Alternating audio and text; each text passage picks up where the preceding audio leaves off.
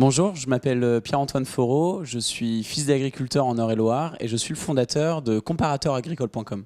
Eh bien, c'est tout simplement un site internet sur lequel les agriculteurs vont pouvoir vendre leurs céréales, du blé, de l'orge, du colza, du maïs.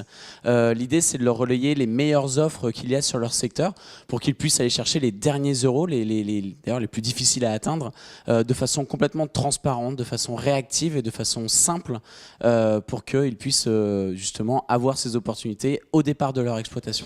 Alors comment vous allez collecter, vous, ces informations ?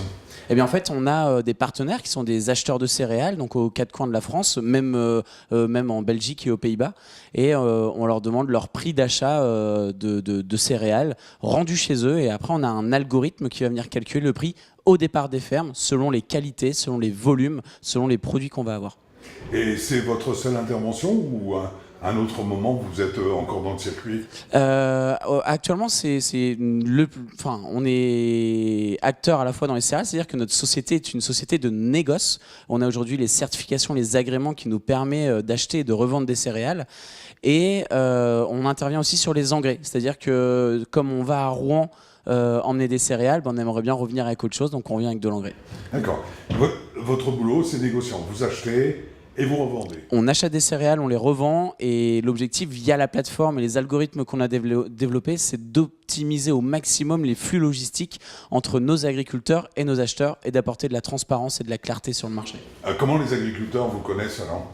Alors plusieurs choses, on a un site internet, donc c'est vrai que le site internet est un outil relativement puissant sur lequel on va pouvoir aller canaliser des agriculteurs, communiquer avec eux.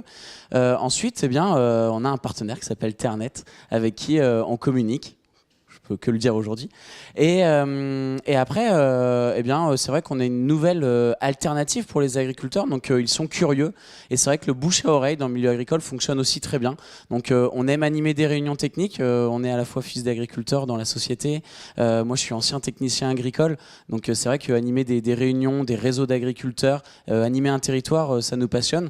Donc, on aime avant tout aller leur serrer la main plutôt que de leur pousser de la publicité. Mais les deux vont en complémentarité.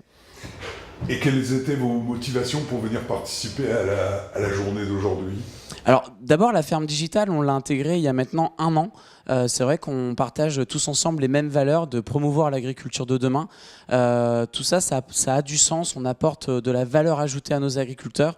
Et aujourd'hui, de partager tous ensemble cette journée, de partager à la fois nos savoir-faire, nos ambitions, nos contacts. Enfin, vraiment, dans la ferme digitale, on touche chaque secteur d'activité dans le milieu agricole, mais par contre, on a la même physiologie, le même ADN qui va permettre à l'agriculteur demain de rencontrer un peu les acteurs du web.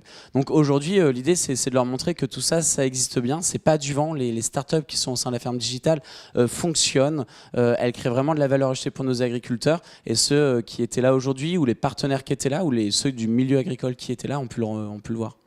On peut dire que les startups qui sont présentes là vont agir de plus en plus fortement sur l'écosystème agricole ? Oui, je pense qu'elles vont plus agir. On voit les métriques, c'est assez intéressant de voir les nôtres, mais on les compare aussi avec d'autres startups et on le voit qu'elles sont quand même assez vertigineuses.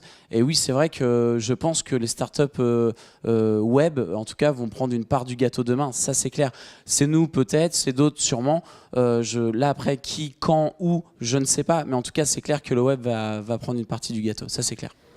Est-ce que c'était une journée de qualité aujourd'hui et quelle est votre appréciation ? Ouais, je tiens vraiment à féliciter Néliana et Karine qui ont organisé cette journée au sein de la ferme digitale. Vraiment, c'est une journée de qualité. C'est une journée où on a pu rencontrer beaucoup d'acteurs agricoles sur lesquels on a pu discuter avec eux, comprendre leurs problématiques, comprendre les besoins qui nous permet d'adapter notre vision pour répondre au marché.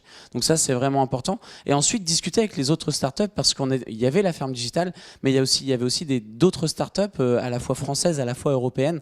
Et c'est à la fois passionnant de comprendre comment ça fonctionne à l'étranger, comment est l'écosystème. Et quand on voit que d'autres startups veulent intégrer la ferme digitale, on est plutôt content d'en faire partie. Donc on recommence l'année prochaine ? On recommence l'année prochaine, plus d'ambition, plus de personnes, plus de startups, plus fort.